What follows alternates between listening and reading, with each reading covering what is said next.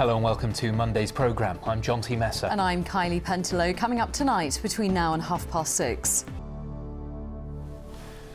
Good evening. Devon and Cornwall Police are to investigate how a woman from Plymouth starved to death alone in her home despite being under the care of a mental health support team. Since Ruth Mitchell's death 5 years ago, there have been a number of critical reports, most recently in November, which found a catalogue of missed opportunities to intervene in her care. Today, her family welcomed the announcement that police are to appoint a senior officer to investigate. They've been talking to our reporter Claire Manning. On to other news now. Rail passengers across our region are facing more delays because of strikes. It comes after talks. 36-year-old man has been arrested at Lympstone Commando Station after attempting to access the Royal Marines training camp. Police descend. The fire service in Cornwall is warning people they must leave their homes quickly if there's a fire. It comes after a...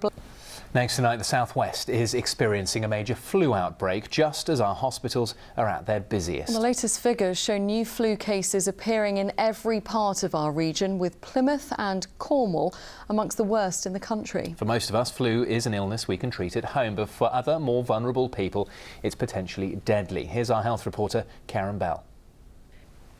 A group of fishermen have saved the life of a shark that was being strangled by a piece of plastic off the Cornish coast. There are announced plans to become the first place in the country to be given plastic-free status by the charity Surfers Against Sewage. Steve Hardy has this report. And it has just gone 6:10 this Monday evening. A reminder, you're watching ITV News here in the West Country. Still plenty more to come on the programme before 6:30, including... And after us, the ITV News continues with the national and international stories. Here's Mary Nightingale with the details. But next on this evening's programme, the number of people here in the South West buying electric cars has more than doubled in the last year. For the first time, over 1,000 were bought here in 2017. However, the number of charge points remains an issue for buyers, with only 83 in Cornwall and 76 in Devon. The government has committed millions of pounds to increase that and boost the numbers investing in cleaner cars. Chloe Keedy has this report. Now, although some of us might have swapped the high street for online when trying to grab a bargain after Christmas, many are still... A short time ago, I spoke to money-saving expert Martin Lewis to find out if we should stay away from the sales. But, you know, it is still, at least if you're thinking about it the right way, you'll make the right decisions. See, I'd just be thinking that's £50 I've got to spend elsewhere anyway. We can But see that's you... not bad. That's not bad. That's about value. I wouldn't as long as you had the £50, you weren't in debt, I wouldn't castigate you for that. It's about making that opportunity cost decision. You actually got a tick for that. Great, thank you. We can next see you, can't we, Martin, tomorrow night on ITV with a January bill-busting special. You're going to be talking more about what we're talking about now, aren't you? Well, I talked about the... Martin Lewis there giving me some advice that I probably will ignore. Always good advice, though. Now, work has started on repairing damage to the beach at Perranporth in Cornwall. The coastline...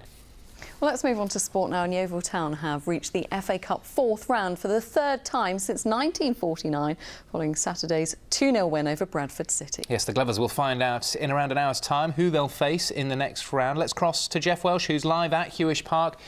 Jeff, so the Glovers going to be the lowest ranked side in the draw tonight? We certainly will, Jeff, at Hewish Park. Thanks very much indeed. Well, let's turn to League One now. Plymouth Argyle continued their good run of form with a 3-0 win over Barry. The Pilgrim... Well, let's move on to rugby. Exeter Chiefs suffered a surprise defeat at Newcastle. The Chiefs still top the Premiership table. Now they take centre stage in homes in December, but just what happens to our Christmas trees once the festivities are over? Well, in Plymouth, people... Ben McGrail has been in Yeovil, Wellington and Taunton to find out how else they can be recycled. A real tree. I was sad when mine came down. Nice to see them being recycled, though. Bob has joined us in the studio, as you can see. Bob, we'll have the forecast in a moment, but we've got to start by talking about our Alex Beresford, who was on the ice, wasn't he? Briefly. Briefly, should we take a look? Well, yeah, let's take a look. It looks as though it tells me he's going to use that time to really brush up on his skating. Practice. At least he didn't fall over, though, did he? He didn't fall over. No. Good. How's the weather looking then, Bob? Well, have you got your thermals ready for tonight? Bob, thank you very much indeed. Now, before we go, a quick reminder of the main headlines here in the West Country this evening. And the parents of... But that is it from the two of us this Monday evening. I will be back a little later to bring you the late news. That's at 10:30 tonight. But now I'll hand you to Mary Nightingale as the ITV News continues. From all of us here, have a lovely evening. Bye-bye. Bye-bye.